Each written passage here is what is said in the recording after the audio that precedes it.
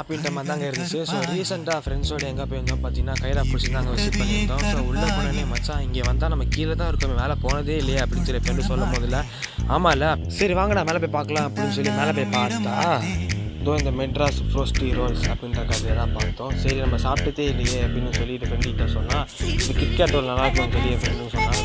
சரின்னு சொல்லிட்டு KitKat role தாங்க ஆர்டர் பண்ணியிருந்தோம். ஸோ அண்ணன் வந்து கிட்கேட் போட்டு நல்லா உடச்சி போட்டு அதுக்கு மேலே சாக்லேட் ஊற்றி அதுக்கப்புறமா தோசை பருப்பு அதை பரப்பி விட்டு அதுக்கப்புறமா அந்த ரோலில் தள்ளி விடும் போது சூப்பராக இருந்துச்சு பார்க்கும்போது. அதுக்கப்புறமா அந்த பிளேட்டில் போட்டு சிறப்பெல்லாம் ஊற்றி சர்வ் பண்ணும்போதில்ல அப்படின்னு தாங்க இருந்துச்சு. சரி நான் சாப்பிட்லான்னு சொல்லி பார்த்தா ஃப்ரெண்ட்ஸை நாங்கள் சாப்பிட்டு சொல்கிறோம் அப்படின்னு சொல்லி சாப்பிட ஆரம்பிச்சிட்டானுங்க. சரி சாப்பிட்டு அவங்க நல்லா இருக்குது பிடிச்சிருக்கு அப்படின்னு சொல்லி சொன்னாங்க. ஸோ அதுக்கப்புறம் நான் வாங்கி சாப்பிட்லான்னு சொல்லி வெயிட் பண்ணி பார்த்துட்டு இருந்தேன். ஸோ ஃபைனலி பார்த்தீங்கன்னா அது வந்து கொடுத்துட்டானுங்க. சரி நான் சாப்பிட்டு பார்க்கலான்னு சொல்லி சாப்பிட்டா அப்படியே வாய்க்குள்ள அப்படியே உள்ள சிலக்குள் உள்ளே இறங்கிச்சு, நல்லா இருந்துச்சு. அந்த கடைக்கு பக்கத்துலேயே பார்த்தீங்கன்னா எனக்கு ரொம்ப பிடிச்ச 5 ஸ்டார் கடை தாங்க வச்சுருந்தாங்க. ஸோ அதனால் 80 ருபீஸ்க்கு சிக்கன் நகட்ஸ் வாங்கி நாங்கள் சாப்பிட்டு சேஃபாக வீட்டுக்கு போயிட்டோம்.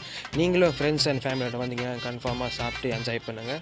லைக் பண்ணுங்கள், ஷேர் பண்ணுங்கள், கமெண்ட் பண்ணுங்கள். ஃபைனலி ஆக்டர் தீபக் அப்படின்ற ஐடிக்கு போய் ஃபாலோ கொடுங்க.